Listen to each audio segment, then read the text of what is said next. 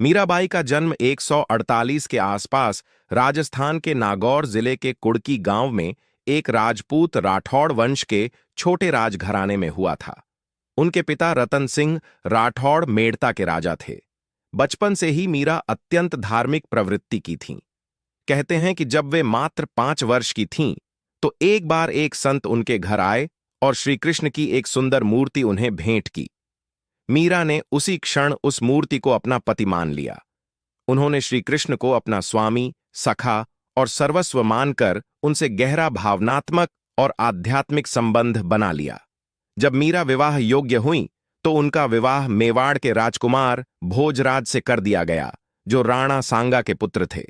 भोजराज एक वीर और प्रतापी राजा थे, परंतु मीरा सांसारिक जीवन में कभी नहीं रम सकीं। राजमहल में रहते हुए भी मीरा का मन मंदिरों, संतों और श्री कृष्ण की भक्ति में ही लगा रहता था।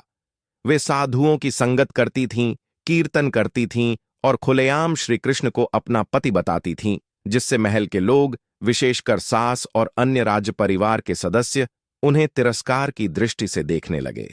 भोजराज वीर और धर्मपरायण थे, पर मीरा की अनोखी भक्ति को वह स्वीकार नहीं कर पाए। उन्होंने कई बार मीरा को समझाने की कोशिश की कि वे राज परिवार की मर्यादा रखें। भोजराज की मृत्यु के बाद उनका विरोध और बढ़ गया।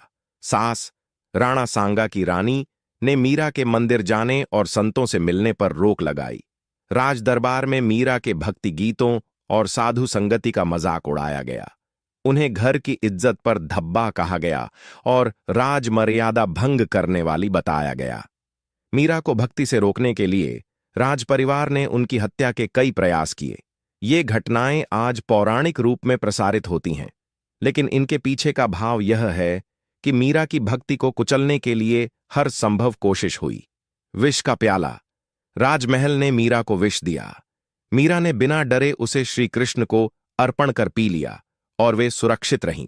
भक्त मानते हैं कि विष प्रभु की कृपा से अमृत बन गया। सांप का डिब्बा।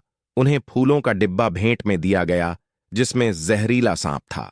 जब मीरा ने वह डिब्बा खोला, उसमें से श्री कृष्ण की मूर्ति निकली। कांटों का पलंग। उन्हें लोहे के नुकीले कांटों वाला पलंग दिया गया, लेकिन वे उस पर भी भजन करते हुए सो गईं, बिना किसी पीड़ा के।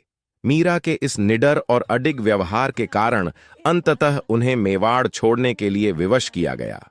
उन्होंने कहा, मुझे संसार की नहीं, केवल श्याम की चिंता है। वे वृंदावन, मथुरा और द्वारका की ओर निकल पड़ीं। अपने जीवन के अंतिम वर्षों में उन्होंने सभी सांसारिक संबंधों को त्याग कर केवल श्री कृष्ण की सेवा की।